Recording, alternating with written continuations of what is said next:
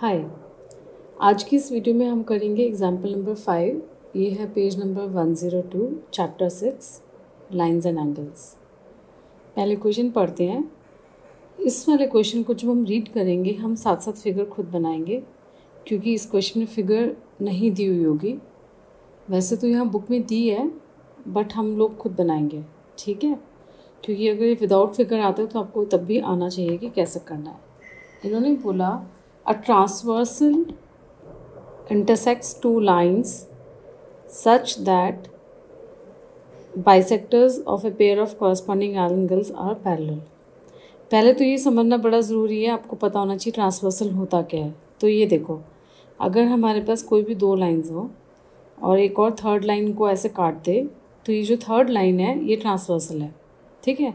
चलो अब हम इसके बेसिस पे पहले फिगर ड्रॉ करते हैं। अब हमें दो लाइंस दी हुई हैं, कोई भी दो लाइंस दी हैं, हमें नहीं मालूम वो पैरेलल है कि नहीं है। तो हम बना लेते हैं। एक लाइन ये बनाई हमने और एक लाइन ये बनाई, ठीक है। इन्होंने बोला एक ट्रांसवर्सल भी है तो एक ट्रांसवर्सल बना लेते हैं, ठीक। ये हो गया। इसको स्केल को साइड में कर देते हैं।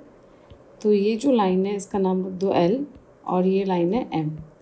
अभी हमें L और M के बारे में कोई भी नॉलेज नहीं है कि वो पैरेलल हैं या नहीं है। इनफैक्ट हमें प्रूव करना है कि वो पैरेलल है। और ये जो लाइन P है ये क्या है, ट्रांसवर्सल है, ठीक है। So we have to show L is parallel to M। कैसे मालूम पड़ा, ये देखो, prove that the two lines are parallel. ये तो हमें प्रूव करना है। अब इन्होंने हमें बोला क्या, such that bisectors of pair of corresponding angles. सबसे पहले तो कॉरस्पॉन्डिंग एंगल्स देखो, एक एंगल ये और एक ये एंगल, ये कॉरस्पॉन्डिंग एंगल्स हैं। अब हमें क्या करना है, इनके बाइसेक्टर्स बनाने हैं। तो यानी कि हम यहाँ पर ऐसे ड्रॉ कर सकते हैं, ठीक है। और यहाँ पे हमने ड्रॉ किया एक और, ठीक है। तो ये हमारे हो गए बाइसेक्टर्स। बाइसेक्टर का मतलब होता है वो लाइन जो एंगल को टू इक्वल पार्ट्स में कट कर दे। इसका मतलब ये हुआ कि ये जो एंगल है और ये जो एंगल है ये इक्वल होंगे, यानी कि 1 and 2 are equal, 3 and 4 are equal. So 1 is equal to 2 and 3 is equal to 4। ये बात हमें कहाँ से पता चली कि ऐसे ले लेते हैं, इसको नाम रख देते हैं A और B। तो ये जो लाइन A है,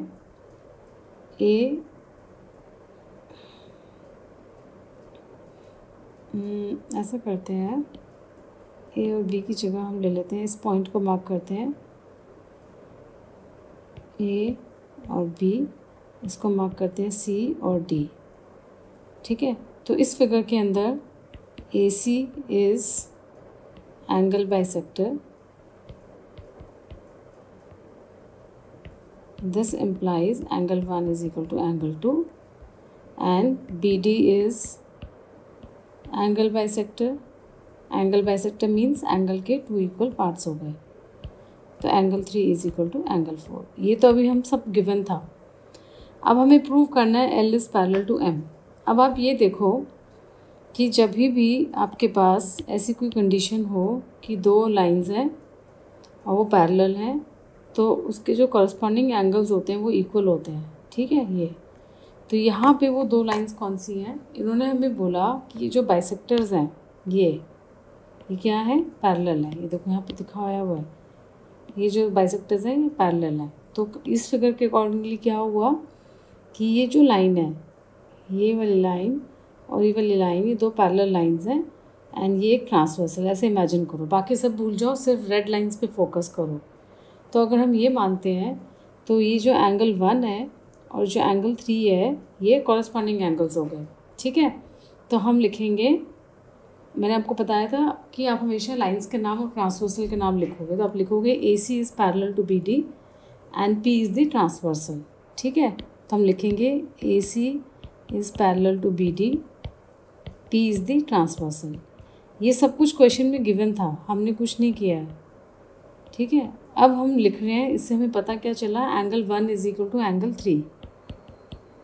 क्यों? क्योंकि कॉरस्पॉन्डिंग एंगल्स इक्वल होते हैं अगर लाइंस पैरेलल हों तो।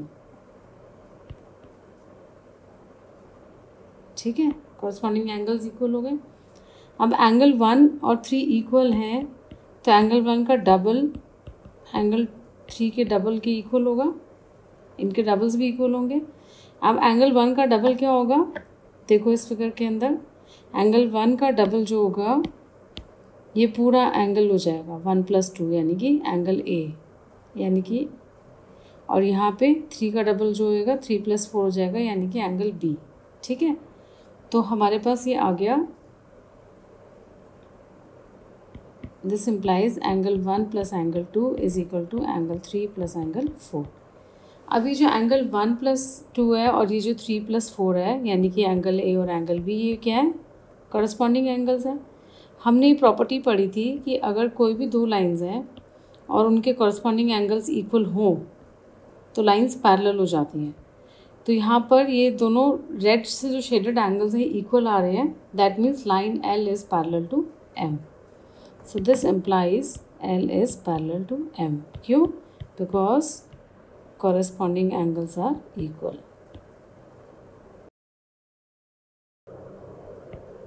ठीक है, समझ में आ गया।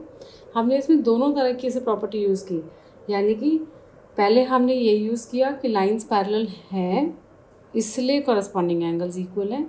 फिर हमने सेकंड पार्ट में क्या किया, क्योंकि कॉरस्पॉन्डिंग एंगल्स इक्वल हैं इसलिए लाइंस पैरेलल हैं। तो बोथ वेज हमने यूज़ किया इस प्रॉपर्टी को। क्लियर है? अगर आपका कोई डाउट है तो आप पूछिए। ओके।